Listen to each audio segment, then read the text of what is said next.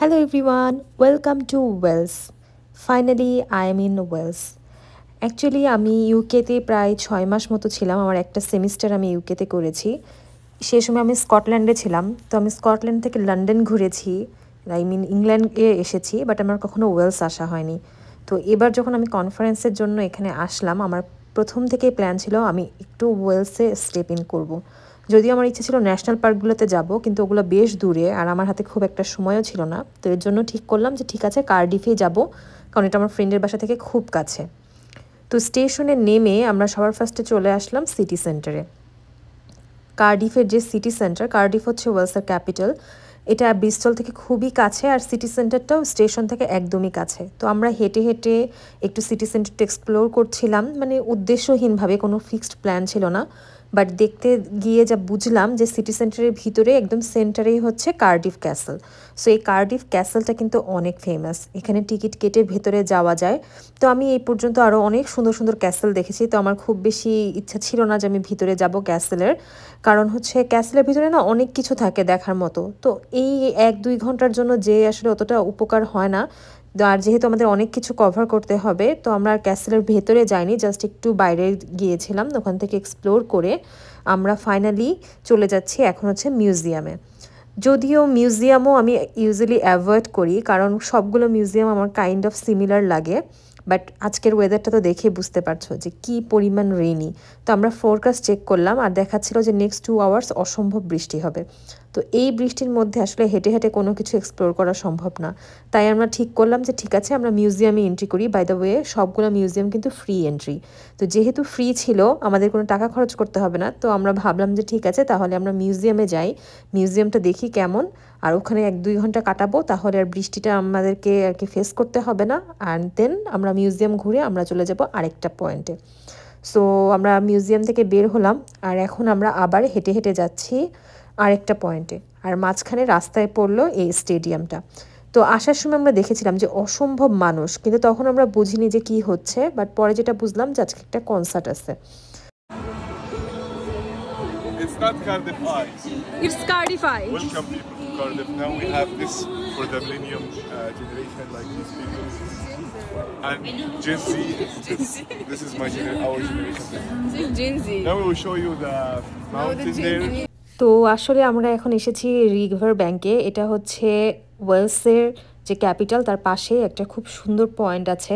সত্যি বলতে আমার এই জায়গাটা খুবই ভালো লেগেছে। এখানে আমার ফ্রেন্ড আসলে তখন মজা করছিল, আমি রেকর্ড করছিলাম তাই।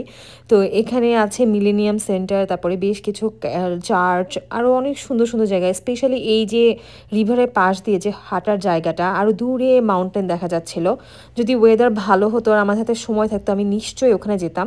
আর এই যে ফেমাস স্পটগুলাই, কার্ডিফে ঢুকলে এই সব জায়গাগুলোর ছবি থাকে, যে মিলেনিয়াম সেন্টার, দেন ওই মাস্কের মতো ওই জিনিসটা, এগুলো খুবই ফেমাস স্পট। তো অল্প সময়ের জন্য হলেও আমরা আসলে মেন সব অ্যাট্রাকশন পয়েন্টগুলোই দেখেছি। আর কার্ডিফে আসলে এর চেয়ে বেশি কিছু করার নেই, তবে রাতে স্টে করলে হয়তো বা কিছু নাইট লাইফ এনজয় করা যেত, লাইট টাইট দেখা যেত। তো আমরা এখন এখান থেকে ব্যাক করছি, অলরেডি সন্ধ্যা হয়ে গেছে। আর আজকে রাতেই আসলে আমরা ব্যাক করব, আমি চলে যাব এয়ারপোর্টে। আমার ফ্লাইট ছিল ইউকে থেকে ইউএসের জন্য, কিন্তু আমি আমার ফ্রেন্ডকে বিদায় দিয়ে যখন চলে যাচ্ছিলাম এয়ারপোর্টে, যাওয়ার পরে আমার সাথে হলো একটা ট্র্যাজেডি। আমি আবার লন্ডন চলে আসলাম, কারণ আমি ইউএসএ ব্যাক করতে পারিনি, আমার একটু পাসপোর্টে ইস্যু ছিল। তো ওরা আমাকে বলেছে বাংলাদেশে যেয়ে সেটা সলভ করে দেন বাংলাদেশ থেকে ফ্লাই করতে। আমি তো একদম আকাশ থেকে পড়ার মতো অবস্থা, কি করব জানি না। তো যাই হোক, পরে আমি বাংলাদেশে গিয়েছিলাম, অ্যান্ড দেন তারপরে আমি ইউএসএ এসেছি। আর এটাকেই মনে হয় ভাগ্য বলে, মানে আমি এসেছিলাম এক কনফারেন্সের জন্য, আর আমি সেখান থেকে চলে গেলাম বাংলাদেশে। লাইফ হয়তো বা এমনই, লাইক আনপ্রেডিক্টেবল। আমরা কোন যেভাবে চিন্তা করি বা যা চিন্তা করি তা হয় না সব সময়। আমাদের জন্য যেটা ভালো বা যেটা আমাদের জন্য বেস্ট হবে, উপরওয়ালা আমাদের জন্য ওটাই আর কি রেডি করে রাখে। তো যদিও সাডেনলি আমি খুবই শক ছিলাম, কি করব বুঝতে পারছিলাম না ওই মুহূর্তে। ইভেন আমার আসলে 1-2 দিন এক্সট্রা লন্ডনে থাকা লেগেছিল আমার ফ্রেন্ডের সাথে। তো সব কিছু মিলিয়ে আসলে আমি একটা খুবই টাফ সিচুয়েশনে ছিলাম। বাট যে মুহূর্তে আমি বাংলাদেশ গিয়েছি একদম অল্প সময়ের জন্য, লাইক 7 দিনের জন্য, আমার খুবই ভালো লেগেছে আর কি। এতদিন পরে ফ্যামিলিকে কাছে পেয়ে, মানে এই অনুভূতি প্রকাশ করার মতো না।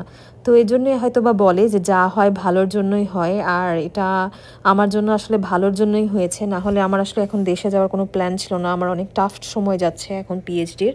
তো আমার এই ওভারঅল যে জার্নিটা এবারে ইউকেটা অনেক মেমোরেবল হয়ে থাকবে, হয়তো আমি কখনোই বুঝবো না এই এক কনফারেন্সের জন্য এখানে আসা, আর তারপরে এত কিছু। তো যাই হোক, আমি ফাইনালি বাংলাদেশ থেকে ঘুরে যখন ইউএসএ ব্যাক করছিলাম, সে জার্নিটাতে আমি অসম্ভব লাকি ছিলাম। বাংলাদেশে আমার কোনোই ভিডিও নেই, আমি একটা বারের জন্যই কোনো কিছু রেকর্ড করিনি, বাট ফেরার পথে দেখো আমি ইকোনমি থেকে একদম বিজনেসে ট্রান্সফার করে আমাকে দিয়েছে। তো এটা আমার ছিল ফার্স্ট টাইম বিজনেসে আসা, তো আমি খুবই এক্সাইটেড ছিলাম। আমি অনেক রেকর্ড করেছি, অ্যান্ড আমার একটা লম্বা ট্রানজিট থাকাতে আমি দুবাইটা পর্যন্ত এক্সপ্লোর করতে পেরেছি। মানে ক্যান ইউ ইমাজিন, আমি গিয়েছিলাম লন্ডনে কনফারেন্সের জন্য, বাট তারপরে আমি দুবাই এক্সপ্লোর করে ফিরে তো আসলাম।